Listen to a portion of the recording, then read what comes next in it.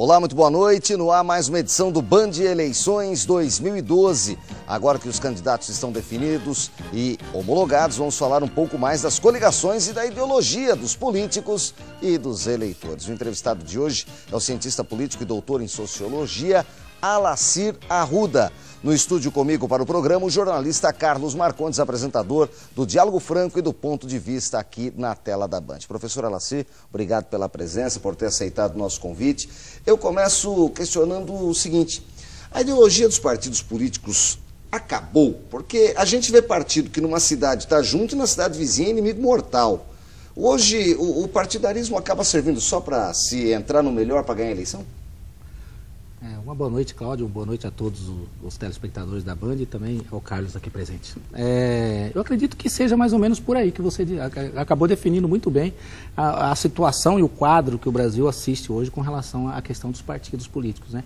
Hoje nós temos partidos no Brasil que são verdadeiras siglas de aluguel, né? Que não tem absolutamente qualquer tipo de influência ou mesmo, né, relevância. Então, realmente, hoje é necessário que se pense e que se realmente o Congresso se reúna a partir do ano que vem para realmente se discutir e rever essa questão dos partidos políticos no Brasil, que é vergonhoso o que nós assistimos, né? Ou seja, o que é inimigo hoje, amanhã é amigo, o que hoje está te batendo, amanhã está do teu lado. Então a gente não entende bem.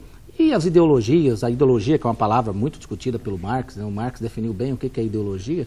A questão da ideologia, eu acho que ela foi jogada para segundo plano, e é o que nós temos visto na política brasileira nos últimos tempos. Acredito que realmente nós não temos mais partidos com visões ideológicas, mas sim grupos com interesse de assumir o poder. Carlos Marcondes, boa noite. Boa noite, é uma satisfação cumprimentar todos os nossos telespectadores. E sob o seu comando, Nicolini, a gente está participando de mais um Band de Eleições, hoje recebendo o professor Alacir Arruda. Professor, eu gostaria de comentar o seguinte: nós estamos citando agora sobre essa falta de representatividade, tá certo, dos partidos. Como diz o Nicolini, acabou a ideologia. Agora, o partido não brota, ele não cai do céu, ele não nasce por acaso, ele é constituído, que nem grama, ele é constituído pelas lideranças. E existe um ditado dos antigos que é o seguinte: aves de plumagens diferentes não voam juntas. Você não vê uma andorinha voando com o urubu. Porém, você vê o Lula na casa do Maluf. Quer dizer, como, há 30 anos atrás, se saísse essa notícia nos jornais... Ou uma foto dessa, falariam que era montagem. Exatamente. Né? O Lula estava sendo preso pela ditadura, o Maluf, o artífice daquela prisão realizada pelo Romeu Tuma, e de repente o que aconteceu? Na verdade, essas pessoas, que são as nossas lideranças, entre aspas, são responsáveis por isso. Então o senhor não acha, para ser muito franco e muito direto, o senhor não acha que o povo brasileiro, o que mais quer hoje é vergonha na cara dessa gente? É isso mesmo, o Carlos Marcondes. Eu acredito que realmente você definiu muito bem a questão da falta de fidelidade partidária no Brasil. Eu até iria mais longe, né? Recentemente, as pessoas devem ter assistido uma entrevista do professor Chico de Oliveira, né? Que há muitos anos ele define o Brasil como um ornitorrinco, né? Ou seja, aquela coisa que está ainda se transformando, que não sabe o que é. E os políticos são verdadeiros representantes desse fenômeno genético chamado ornitorrinquismo, né? Se nós podemos chamar dessa forma. Então, quando nós vemos essas aberrações, Lula abraçando o Maluf, em Minas Gerais, o Aécio Neves defendendo uma pessoa que nem do partido dele a gente não consegue entender essa questão do partidarismo no Brasil. E quando você coloca essa questão, principalmente da questão da fidelidade partidária, que no passado nós tínhamos um tipo de político e hoje nós temos um político absolutamente aberrante, e a gente pergunta, né, e o povo, né, e a população, como é que ela fica nesse caso, né? Eu acredito que no Brasil, né, eu acredito que seja também o que todo mundo pensa, né, quando a gente pensa realmente em vergonha na cara, a gente pensa numa reforma política, numa reforma partidária, mas acima de tudo a gente pensa em que os partidos mantenham pelo menos uma ideologia mínima, né, ou seja, pelo menos uma ideologia mínima, um grupo pelo menos. Essa foto do Lula, né, ao lado do Maluf, muito comentada, inclusive até fora do Brasil, foi capa, inclusive de jornais internacionais, né? Isso aí deixa bem claro quais são os interesses políticos brasileiros, né? O Chico de Oliveira definiu bem quem é o Lula, né? Ou seja, o Lula é uma pessoa absolutamente, totalmente aquinhoada com o poder, ou seja, né, voltada para o poder, e que não mede esforços. E não é só ele, né? Nós temos aí também outros, né? A gente está citando ele como exemplo. A gente está citando eles como exemplo até porque eles não são candidatos. Não são candidatos. Assim, os vereadores hoje das cidades, os candidatos a prefeito das cidades, Tem para quem puxar, então? Sem dúvida. Então, o que nós assistimos hoje, ô Nicolini, a eleição municipal ela é o microcosmos do que é o Brasil.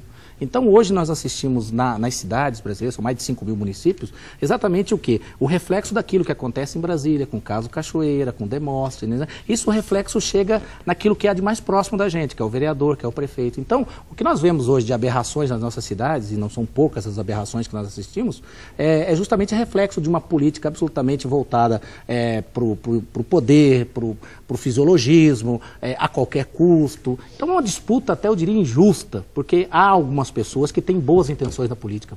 E aí você quebra absolutamente qualquer possibilidade dessa pessoa entrar no jogo político.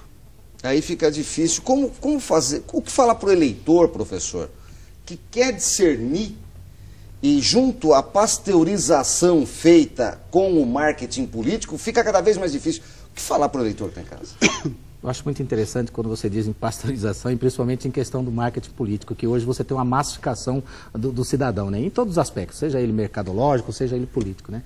Existe um intelectual que orienta as pessoas que leiam, chamado Bauman, né? O Bauman definiu a modernidade como líquida, né? E por ser líquida, ela escorre sobre nossas mãos.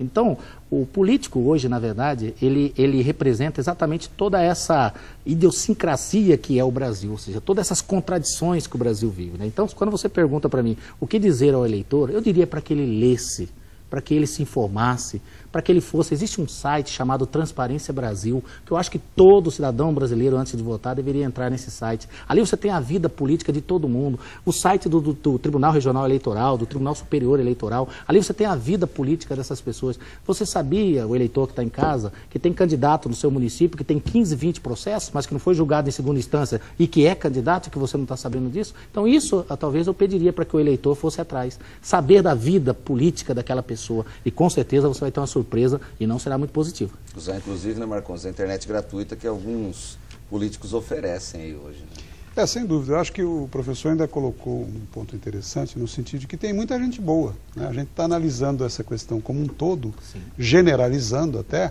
mas o importante é que o maior responsável nessa história é o próprio eleitor. Não basta que a gente culpa A ou B, sendo que a gente está participando e às vezes se omite. Portanto, eu acho que o Band de Eleições revela isso. As opiniões que nós temos ouvido aqui, o eleitor tem que estar cada vez mais atento para que ele não se arrependa amanhã do dia que ele votou e votou mal. Até porque demora 4 anos para se arrepender. É muito tempo, né, professor? É muito tempo e não se constrói um projeto político com menos de 8 anos. Isso é fato no Brasil. Mas a reeleição no Brasil, ela trouxe um hábito muito ruim para os políticos brasileiros, que criou, isso há muitos anos, mas criou o político de carreira.